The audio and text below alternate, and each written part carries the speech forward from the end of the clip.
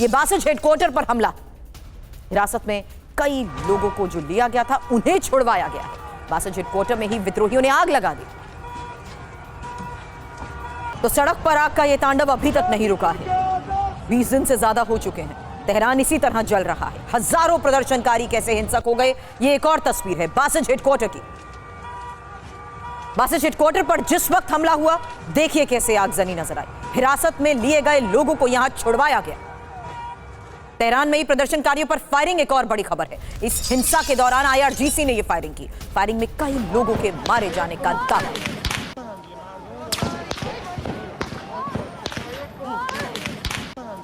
Iran में ही Hezbollah लड़ाकों की एंट्री, बड़ी खबर। प्रदर्शन को कुचलने के लिए हिजबुल्लाह को बुलाया गया है और सुरक्षा बलों की मदद हिजबुल्लाह कर रहा है।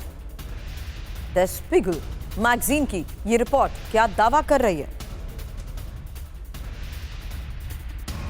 तो ईरान में हिजबुल्लाह, जहां सुरक्षा बलों की मदद हिजबुल्लाह कर रहा है, यानी ईरान के वो प्रॉक्सी जो इस फ्रंट पर एक बार फिर से ईरान के साथ हैं।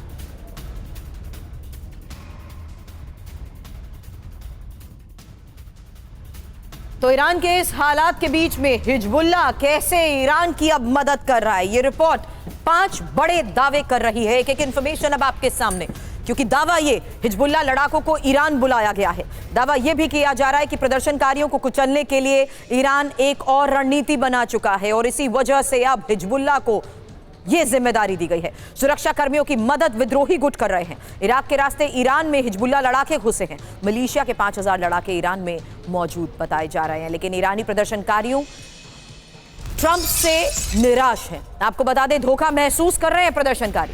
ट्रंप ने हमला ना करके धोखा दिया है। द गार्डियन की ये रिपोर्ट इसको लेकर क्या दावा कर रही है, यही अगली इंफॉर्मेशन अब आपके सामने। धोखेबाज ट्रंप। बड़ी बात यह है कि ट्रंप ने प्रदर्शनकारियों से सड़क पर उतरने की अपील की थी और ट्रंप ने ऐलान किया था कि अमेरिका से मदद आ रही है। ट्रंप ने यह भी कहा था प्रदर्शन को कुचला तो अमेरिका हमला करेगा, लेकिन हुआ क्या? ट्रंप अपने हमले के फैसले से ही पलट गए। अमेरिका ने ईरान पर हमले का फैसला टाल दिया है। अंजाम क्या? बड़ी संख्या में प्रदर्शनकारियों का कत्ल हुआ है। सरकार ने आंदोलनकारियों को कुचल दिया है, यही इस रिपोर्ट में दावा किया गया। लेकिन अमेरिका को ईरान के राष्ट्रपति की चेतावनी। खamenei पर हमला ईरान के खिलाफ युद्ध माना जाएगा। ईरान हर हमले का जवाब देगा, पेज़ेश्कियान का यह बयान। आर्थिक कठिनाइयों के लिए अमेरिका जिम्मेदार है। ईरान अमानवीय प्रतिबंधों का सामना कर रहा है। यानी ईरान की ये फुल स्केल वॉर की धमकी है। फिलहाल पेज़ेश्कियान ने क्या कहा, देखिए। खamenei पर प्रहार, ईरान पर हमला माना जाएगा। ईरान की सेना हर हमले का माकूल जवाब देगी। इस बयान के मायने समझिए, क्योंकि यूएस और इजरायल को यह सीधी चेतावनी है। आंतरिक एकजुटता दिखाने की यह कोशिश है। ईरान की तैयारियों को लेकर भी बड़े दावे किए गए हैं, क्योंकि मिसाइल सिस्टम्स हाई अलर्ट पर हैं।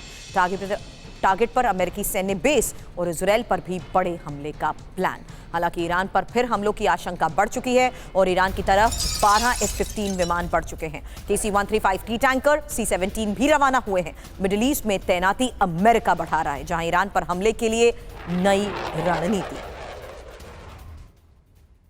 तो मिडिल ईस्ट में विध्वंस, खamenei वर्सेस ट्रंप, क्योंकि दावा यह किया जा रहा है कि ट्रंप ने फिलहाल ईरान पर हमला टाल दिया है। लेकिन हकीकत क्या है? ईरान की घेरेबंदी अमेरिका कर रहा है। हकीकत यह है कि समंदर से लेकर मिडिल ईस्ट तक घेरेबंदी हो चुकी है, जिसके सबूत देखिए। ईरानी आसमान के पास 12 F-15 उड़ते दिखे हैं। सबूत यह कि विमानों में तेल भरने के लिए KC-135T टैंकर भी नजर आए हैं। मदद के लिए C-17 ग्लोबमास्टर मिडिल ईस्ट भेजे गए हैं। मिडिल ईस्ट में ही सेना की तैनाती अमेरिका बढ़ा रहा है। USS Abraham Lincoln middle east के लिए रवाना हो चुका है। और ये वो 5 सबूत जिससे साफ है कि कैसे अमेरिका ईरान की घेरेबंदी की पूरी तैयारी कर चुका है। हालांकि ईरान में IRGC का खूनी दमन, क्योंकि खamenei शहर में ही एक रात में 140 लोगों की हत्या को लेकर दावा।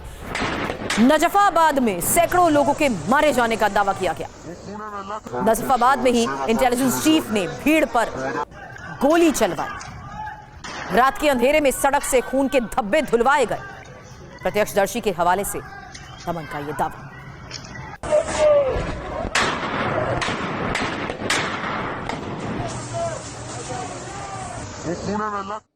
और खबर है कि ग्लोबल इंटरनेट से अलग होगा ईरान, जहां चुनिंदा लोगों को ही इंटरनेट सुविधा मिलेगी। इंटरनेट के लिए सरकार से इजाजत लेनी होगी। ईरानी डिजिटल अधिकार कार्यकर्ता इसको लेकर फिलहाल क्या दावे कर रहे हैं, डिटेल अब आपके सामने।